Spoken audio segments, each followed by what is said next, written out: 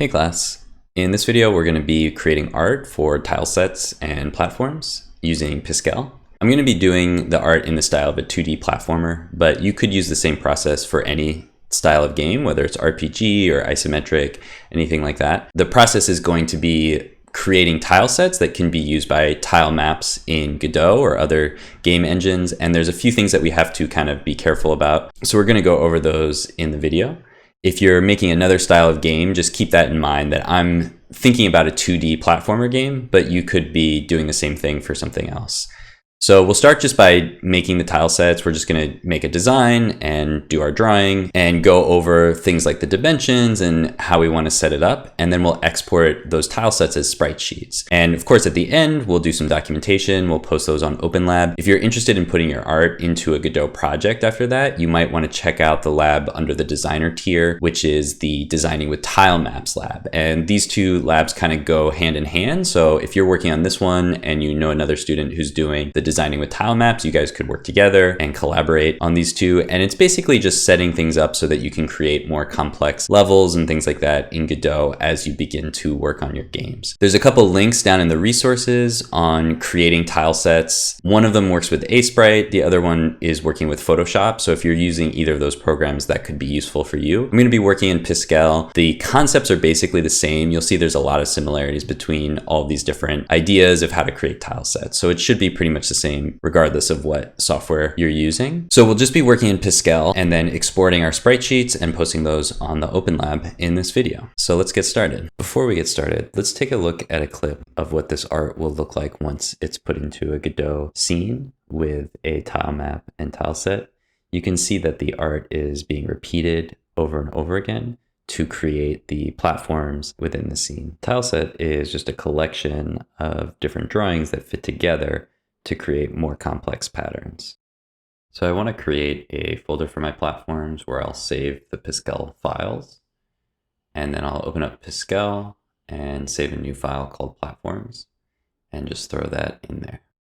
So we're going to be drawing different tiles for our platforms, which we will then import into Godot and use to sort of draw our maps. We're going to start with just some basic platforms. So we're going to fill in some different frames with some different types of tiles, and then we'll save a sprite sheet and we bring it over to Godot. We'll be able to draw our platforms using the sprites. So I'm going to do some dirt and some grass just as some kind of defaults.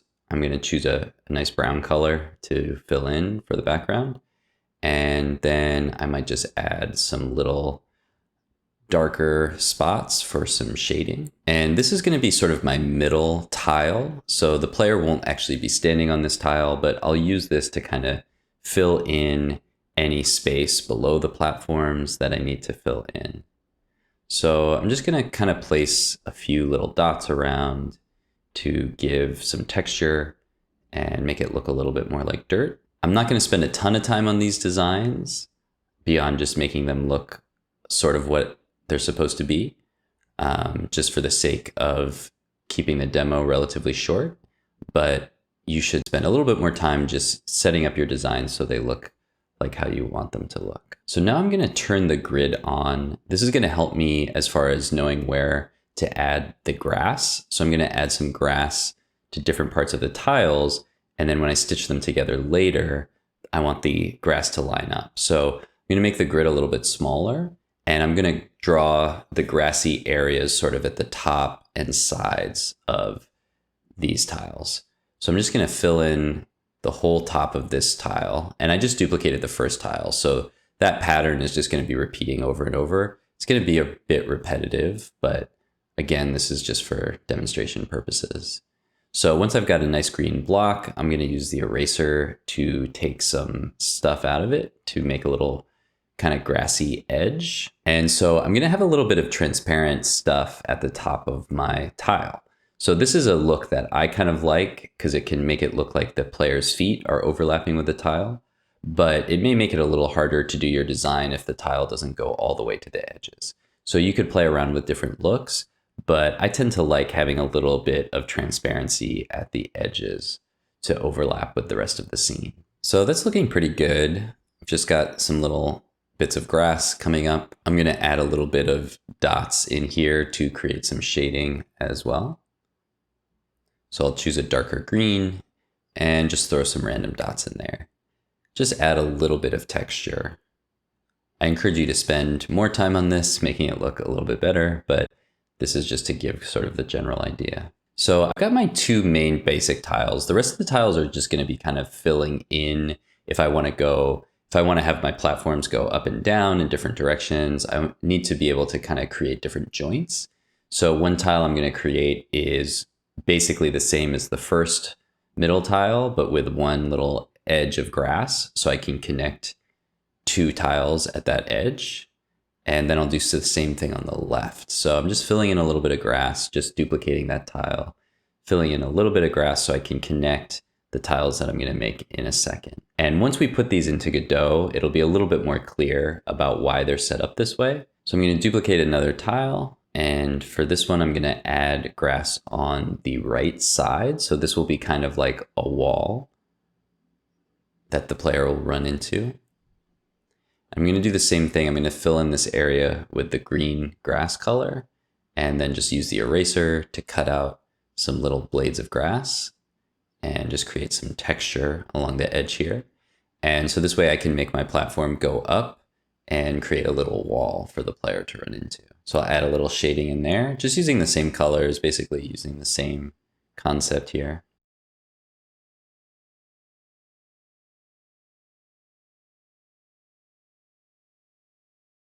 And I'll duplicate that frame again. And now I'm going to do the same thing on the left side, just make a wall for the player to run into. So I'm going to make another green block, use the eraser to cut out some of my detail for the grass. Just doing this kind of quickly for the demo purposes. And then I'll grab the other color and just fill in some dots for some texture. And I'm almost done. We just have a couple more tiles left to do. I'm not going to do a bottom tile, so I'm just going to have kind of platforms that have a top that the player can stand on. I'm not going to bother drawing the bottom of what this platform is. You'll see how that design will work when we go into Godot, but you might want to have tiles that go all the way around, especially if you're working in a RPG style or an isometric style. You'll want to have tiles that go in all directions. So now what I'm going to do is take my right wall, and then I'm going to copy some grass from my main tile and just paste it in there, and then just kind of erase around the edge. So now I've got a little edge, and I'll draw some grass in there. And so now I can kind of create the edge of a wall. And I'm going to do the exact same thing on my left wall. So I'm going to duplicate that, delete this little top area, and then grab the grass. So this is kind of a specific setup that I'm doing to kind of save time. You can just draw this grass. You don't have to do exactly the way I'm doing it. But one thing that's nice to do is kind of reuse some of the art or move stuff around. You can save yourself a little bit of time this way. But feel free to work on this however you want. I'm also doing a really specific style that we will see what it looks like once we get into Godot. But feel free to try different styles. If it doesn't work the first time, you can always, change things later. As I've said before in videos, probably, I encourage you to, try lots of different things. And if they don't work out, that's not a big deal. Just start from scratch. So now I'll export this and just call it platforms. And then we're going to do one other style of platform. I'm going to do a very simple auto tile in Godot. And so to do that, I'm just going to use the same tiles that I already had, but I'm going to change them a little bit. So I'm going to start with my same tiles that I just created, but I'm going to save these as platforms_auto, and I'm going to save this as a new file. And this is basically using a different technique in Godot, which is actually super useful, but it's a little bit more complicated. So I'm going to do a very, very simplistic version of an auto tile. The auto tile makes it a lot easier to just draw tiles and not have to select different tiles, but it's very complicated to set up. And so I'm just going to do a really simple version of it, but I will link, there's some really good tutorials that will show you how to do like a full auto tile set. And maybe if I have some time, I'll make a lab for that as well. But anyway, I'm just going to save this as platforms auto, and I'm going to delete everything except my top tile, my main tile, and then my two edge tiles. And I'm gonna put these together into one big tile. So I'm gonna start by resizing my canvas, and I'm gonna do 96 pixels or 32 times 3 by 32. So I'm just basically sizing the canvas 3 times as wide. I'm gonna copy the art from my edges and paste it into my first frame. So I wanna adjust the grid here so I can just get basically the right side of this tile and the left side of the other tile. And I'm gonna add these to the main tile to make it bigger. So I'm gonna paste that side and then grab the left side and paste that on the left. And I'm dragging the selection over, which is kind of nice, but a little confusing. So you might need to try that a couple of times. And so then I'm gonna kind of erase the bottom the way that I did with my grass at the top to make it just kind of like a little bit of a more natural bottom to the tile. And this looks like a really small tile, but the auto tile function is really cool. Basically what it does is it lets me draw platforms for as long as I want, and it kind of fills in the middle. And so the edges will always be on the edge, and then the middle will just be repeated. It's a pretty simple setup, but it's a very powerful tool. So I'm just gonna save that PNG. So I'm gonna export my sprite sheet, and then I've got my two sets of platforms. I'm just gonna compress that real quick and make a little archive of my platforms if I wanna share that with somebody. And you can make your platforms a lot more complex. I just added sort of the most basic frames that I need to make what I wanna make. You can add a lot more frames that will become tiles in Godot to increase the complexity of your design. So now let's make a post for the OpenLab. I'm gonna go to the OpenLab site and create a new post. And I just wanna put in my two tile sets, and that'll give other people a chance to see what I've created and also download them if they wanna use them in their game. So you can write a little bit about what you did to create the tile sets, maybe what setting you're imagining for the game. For mine, I just have dirt and grass, but maybe you have a different concept for your tiles.